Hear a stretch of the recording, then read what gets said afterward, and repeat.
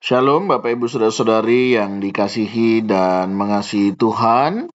Kita bersyukur hari ini Tuhan memberkati kita. Sebelum kita membaca, merenungkan firman Tuhan, mari kita berdoa.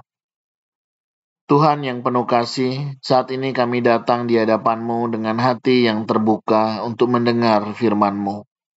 Bimbing kami ada Roh Kudus, agar kami tidak hanya menjadi pendengar, tapi juga pelaku firman. Biarlah kami belajar dari satu kebenaran firman Tuhan untuk kami boleh melakukan, sehingga kami boleh menjadi orang-orang yang berbahagia. Terima kasih Tuhan, ini doa seru kami naikkan di dalam nama Tuhan Yesus Kristus. Haleluya. Amin. Ayat kebenaran firman Tuhan terambil di dalam Injil Lukas 2 ayat 19. Tetapi Maria menyimpan segala perkara itu di dalam hatinya dan merenungkannya. Amin, demikianlah firman Tuhan, mari kita merenungkannya. Bapak Ibu Saudara yang dikasihi dan mengasihi Tuhan, saat ini kita hidup di zaman yang serba cepat. Berita datang bertubi-tubi. Media sosial membuat kita bereaksi seketika. Dan hampir tidak ada waktu untuk diam dan merenung. Di tengah hiruk-pikuk ini kita bertemu dengan sosok Maria dalam Alkitab. Dia adalah seorang perempuan muda yang juga tidak terburu-buru bicara. Tidak cepat menyimpulkan, melainkan memilih untuk menyimpan dan merenungkan segala perkara yang ia alami. Dikatakan dalam Lukas 2 ayat 19, tetapi Maria menyimpan segala perkara itu dalam hatinya dan merenungkannya. Sikap ini bukan kelemahan, tetapi tanda kedewasaan iman. Nah, hari ini Bapak Ibu Saudara kita akan belajar dari sosok Maria, apa artinya menyimpan dalam hati. Mengapa itu penting? Dan bagaimana kita bisa melakukannya dalam hidup kita sehari-hari.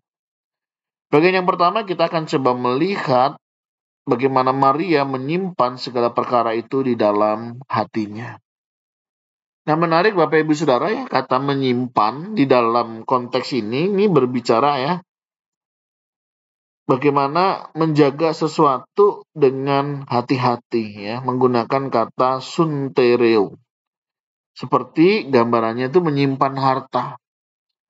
Di mana Maria tidak hanya mencatat peristiwa ya, kelahiran Yesus, kedatangan para gembala, dan nubuat tentang anak yang akan datang itu. Dia juga menyimpannya dengan kasih dan kesadaran bahwa ini semua adalah bagian dari karya Allah. Ia tidak langsung mengerti segalanya, tapi ia tahu apa yang Allah kerjakan layak untuk disimpan dan direnungkan. Bagian kedua, kita juga bisa belajar bagaimana Maria merenungkannya. Kata merenungkan itu menggunakan kata sumbalo, yang berarti menghubungkan, menimbang-nimbang, memikirkan secara mendalam. Maria sedang menyatukan potongan-potongan kisah yang ia alami. Dan malaikat Gabriel kehamilannya yang ajaib, kunjungan Elizabeth, kelahirannya di kandang, hingga pujian para gembala. Ini menunjukkan bahwa Maria memiliki iman yang tidak dangkal, tetapi reflektif. Ia tidak terburu-buru menyimpulkan rencana Allah. Ia memberi ruang bagi Tuhan untuk menyatakan kehendaknya selangkah demi selangkah.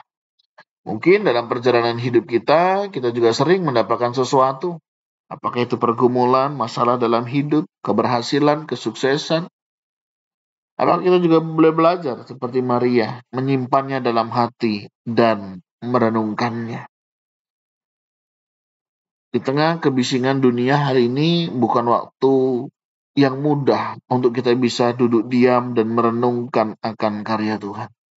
Tapi hari ini kita dipanggil untuk kita boleh belajar dengan sengaja belajar memiliki waktu untuk merenungkan setiap peristiwa itu di dalam hidup kita.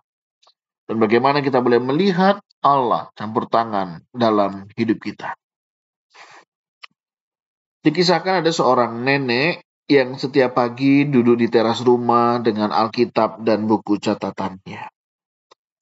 Satu kali cucunya melihat dan dia bertanya, "Nenek, kenapa setiap hari nenek diam lama seperti itu?" Bagi seorang anak kecil, mereka selalu melihat secara garis besar. Apa yang mereka lihat itu yang mereka pikirkan. Kemudian nenek ini menjawab, "Karena aku tidak ingin hidupku terlalu cepat sampai aku lupa apa yang Tuhan sedang kerjakan di dalam hidupku." Diam dan merenungkan bukan kelemahan, tapi cara agar iman bertumbuh dalam kedalaman. Dalam satu kutipannya dalam C.S. Lewis dikatakan, Tuhan berbisik dalam kesenangan kita, berbicara dalam suara hati kita, tetapi berteriak dalam penderitaan kita. Itu adalah megafonnya untuk membangunkan dunia yang rulih. Maria tidak mencari suara keras dari Tuhan. Ia mendengarkan dalam keheningan dan dari situlah tumbuh iman yang kokoh. Apa yang kita bisa terapkan dalam kehidupan kita sehari-hari? Mari kita belajar untuk tidak reaktif, tetapi reflektif. Dalam banyak hal, kita seringkali terburu-buru memberikan pendapat, komentar, atau keputusan. Maria mengajarkan kita untuk memberi ruang bagi Tuhan untuk bekerja dalam diam. Kita juga diingatkan bagaimana pentingnya kita menyimpan firman Tuhan dalam hati. Bukan hanya mendengar di gereja dan melupakannya, tapi simpan, catat, renungkan, dan mari kita hidupi firman Tuhan. Sebagaimana pemazmur katakan, dalam hatiku aku menyimpan janjimu, supaya aku jangan berdosa terhadap engkau. Bapak Ibu Saudara, ini menjadi satu bagian penting dalam hidup kita. Untuk kita boleh menyimpan firman itu dalam hati dan merenungkan. Dan nanti kita akan menjadi orang-orang yang berbahagia. Hal ketiga yang kita juga bisa terapkan dalam hidup kita, Maria tidak memahami segalanya, tapi ia tetap percaya. Kita pun dipanggil untuk memiliki iman seperti itu. Percaya, meski jawaban Tuhan belum tampak.